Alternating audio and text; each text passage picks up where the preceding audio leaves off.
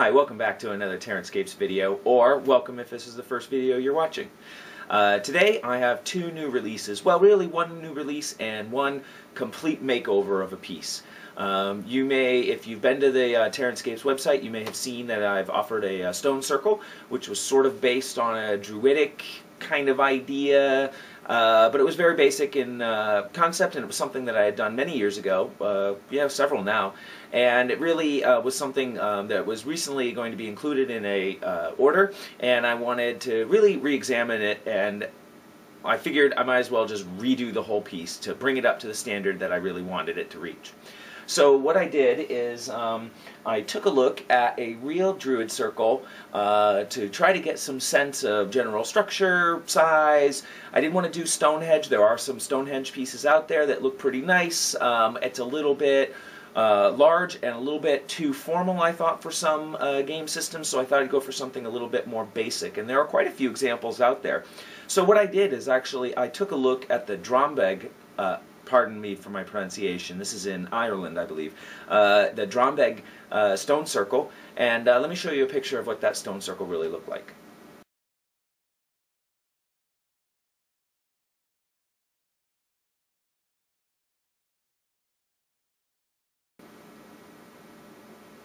So you can see that it's comprised of irregularly shaped rocks, sort of densely clustered around a circle with an open dirt area. And when I was thinking about trying to carve rocks for it, I actually started to try to carve rocks using styrofoam and some of the hot wire foam factory products.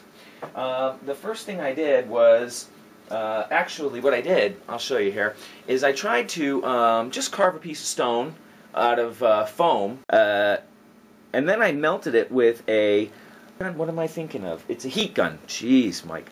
Any case, I thought that would give it a rough texture, and then I carved into it a little bit and painted it up. Well, it looked okay, but to me it didn't really look much like a stone. I mean, for tabletop gaming purposes you can get away with it, but I wanted something a little bit more realistic. So then I green stuffed it, and then I pressed real stones into it to try to give it a stone texture. But what I noticed is it didn't really have any grain to it. And if you ever look at real rocks, they usually have a grain to them based on the crystal makeup of the silica and other materials that are in it, so that when it fractures, it cleaves along certain planes. When it erodes in a certain direction. So you can get a sense of a grain, like the grain of wood, in the stone. So I didn't really like either of these, so I decided to try again, and I made another rock, sculpted it more aggressively, and then what I did is I covered it with bounce with a heavy amount of the boost in it.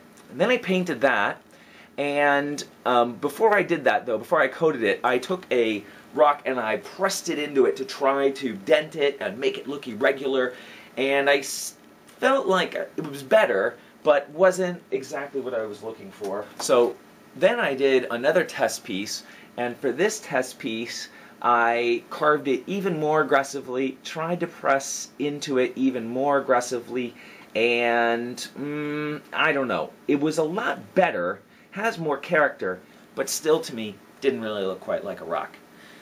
I wanted something more realistic, so what I decided to do is to use real rocks for the masters to make the molds from, to cast the pieces. So I took pieces of slate and fractured them, and here's a piece of slate to show you what the original texture and, let me see if I can hold this up here, there we go, to show you what the original texture looked like. And I really, really liked the fractures, the edges, the layering, and that striation that's in it. And you can also see, now of course color is always a little bit tricky here, but you can also see that it picks up a little sheen, and there's a little glisten on the high points there. And I wanted to try to paint it to emulate that to some degree. If you've ever tried to use real rocks on your terrain, you probably have figured out that real rocks don't look like rocks at that scale. It's kind of weird, but it's true. You have to paint a rock to make it look like a rock. So, thinking about this, I wanted to go with something dark, I wanted to paint it like slate, and I wanted to give it a little bit of a hint of that reflective edge work there. So let's take a closer look at this piece, and I'll show you what I did. So here we can see an up-close of the stone circle. The stone circle measures 13 inches across and features, I think, 12 stones. 1, 2, 3, 4, 5, 6, 7, 8, 9, 10, 11. Oh, I cast 12, but for this arrangement I only put in 11 of the stones. The customer that I've been working with on this, I told him I was going to redo the stone circle, and I asked him if he had any specifications for their spacing. Now he uses a variety of scale miniatures, including 54 millimeter scale Spartan miniatures. So I opted to open up some spaces here, which are about 2 to 3 inches across in these 4 areas here, and that way the miniatures would have easy access to the interior. I wanted to replicate the idea of a stone circle, particularly with the Drombeg Circle, the idea of it being a recumbent stone circle. Now, recumbent stone circles have one large stone that's been placed horizontally. It's usually flanked by 2 of the largest stones in the circle, and then stones descend in size as they go around typically, although with the Drombeg they're a little bit more evenly distributed in height throughout the circle, but that's the general theme, and I wanted to replicate that. The idea then with many of these kinds of features is that they are used for celestial monitoring, so people would use this to mark, be able to determine when the solstice occurs and the equinoxes, that sort of idea. So this is designed with the idea, now of course I know this doesn't play into games, but I really wanted to try to replicate that sort of a system where a person sitting here could then view through these 2 rocks and see the sun coming up over the recumbent. I believe that the recumbent, this is my theory, I didn't actually do terribly a lot of research on this, but that once the sun breaks that edge through a certain point, then you'd have a specific time within the year.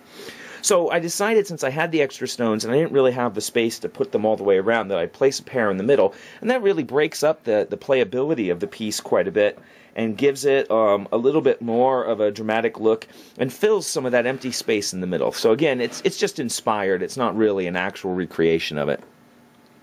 You can see, though, with the stone, with the slate, though, that it really paints up well. It carries a lot of that detail. You get a lot of beautiful edge work. I was originally going to cast these in plaster, and I decided, because of their thin structure, that I really had to go with plastic. So it's cast in a plastic resin, then they're epoxied on. So this is a very, very durable piece, and I really was concerned about that with the height of these pieces and their thin profile, that they're very likely going to get knocked, and I didn't want to see them breaking in storage or in gameplay.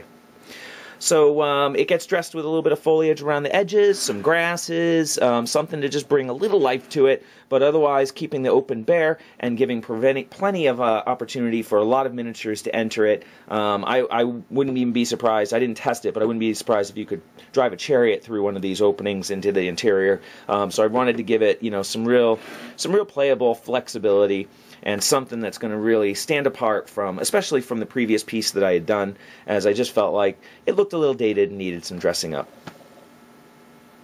By the way, in case I didn't mention it, this is a 28 millimeter Games Workshop model. This is a Dark Elf crossbowman, bolt thrower crew, just to give you a sense of the size of the scale. These pieces here are about not 3 inches. Well, wait a minute. Hold on. Let's see. Oh yeah, that's right. Almost 3 inches tall, which is so even if you're playing with 54 millimeter models, these are going to cover over the head of most of those figures, at least at several points within the circle. And then you have lower stones that could be seen over. But for 28 millimeter, this is going to block line of sight for almost all of the stones, with perhaps ogre-sized models or something like that being able to look over the recumbent piece there. The second new release that I wanted to do is a truly new release. As I mentioned before, I had done a couple buildings for TempleCon, and I actually hadn't gotten around to releasing one of them. And even though the store is closed, I'm going to put it up on the site, and it'll be there for when the store opens. I'm just going to keep producing things as I come along with them, and when I get a few minutes and I need to clear some space off, I'm going to get it up on the site. The building, and I'll give you a close-up of this in just a minute, the building features numerous Hirst Arts molds again. Not quite as many as the previous building that I showed just a couple videos back, but I wanted to go with the conical roofs. I wanted to go with the fieldstone look. And so what I did is I took two 4-inch towers, attached them to the 6-inch tower, added conical roofs, and did excuse me, arrow slits all the way around. This is a big building. This building weighs about 7 pounds, so shipping it over long distances might get a little pricey, but I wanted to sort of explore the idea of using Hirst Arts blocks to build something a little bit more unique and something a little bit more substantial on the table. Let's take a closer look at this building right now. So here you can take a look at the tower up a little bit closer. I'd show it a little bit closer, but then I can't show it in its whole, in the whole frame because it's quite large actually. The building measures approximately 11 inches across from the tip of this side of the building to the tip of this side, not counting the roof, and it stands just about 10 inches tall. I've gone over it with some weathering powders and using a wash that I got as a tip from a terrain video. And while I need to do a little more refining on it, I can't say enough about how much it's really taken this to a real stone look. It's put a lot of dust in all of the cracks, which has replaced a lot of the glossiness that some of the Army Painter Quick Shade had left behind, and changed the way the recesses look, so that rather than looking dark, they look a little bit more mortared. I've gone in with some airbrushing, and I've added some soot coming out of the windows, thinking that a building like this is probably lit on the interior with torches and lanterns and oil lamps and things that produce a lot of soot over time. Let's see, what else can I say about this? The building is, for its top, let me just tip it over here so you can see. The top of the building has a reinforced top. So actually there's a small opening in the center here. I actually built the floor as the original plans design for the 6-inch tower. Then I overlaid it with a styrene wood flooring panel that I've had around for quite a while and just didn't know what to do with it. And this was a perfect use. And I've given that a couple washes to bring out some of its detail. So it's really actually quite sturdy, and then built a floor over it. So there's no way this can come out. And it's given a really nice large platform to place a lot of troops on, so that rather than having the building be separated, some of the kits are recommended from Hirst Arts to separate them at a certain line so that the top half can come off so you can put miniatures inside of it. But I find that people often try to pick up the building without knowing that it comes apart, and then the bottom drops off, or the blocks, because there's a few key blocks that hold the top and the bottom on, sometimes those blocks come loose.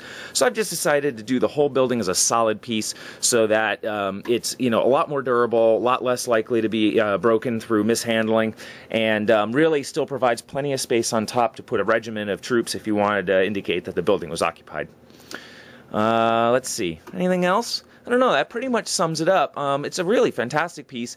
Played with it on a gaming table that I set up here for some friends, and the building was large enough to hide the new Games Workshop's Orc and Goblin Arachnarok spider. If you know anything about that, that's an enormous model. Yet he was able to hide it behind this building for a couple turns until he could get off a charge on a Gorgon and a transformed Black Hydra, actually, subsequently, and ate both of those guys up. But and so with this kind of a building really affords substantial presence on the table to really alter real line of sight and movement for even large blocks of troops.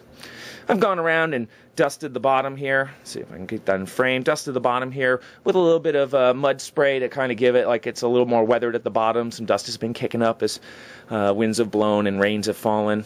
But that just gives you a good idea of the overall features of the building, and gives you a chance to see some of them, a little bit closer and a little bit more detail. I've added in some drip marks coming off of, places where the water might collect and then run down, and just tried to really bring it to a new standard. And I really think the weathering powder has really contributed the most to this piece, and it's something that I'm really going to be looking at more aggressively on pieces to come, including the arena, which will be getting some work on it within the next day or so. So a video of that progress will come up pretty soon.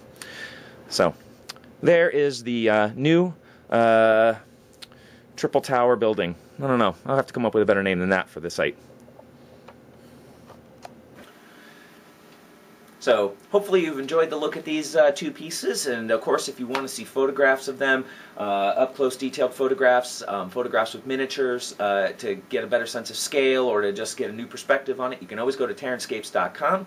These pieces will show up in the new release page within the next couple days, and they'll be there. I think I might just keep the new release page up until the store reopens July 10th, and so that way you know, things don't drift off of that page the way I normally sort of cycle them through until at least that point.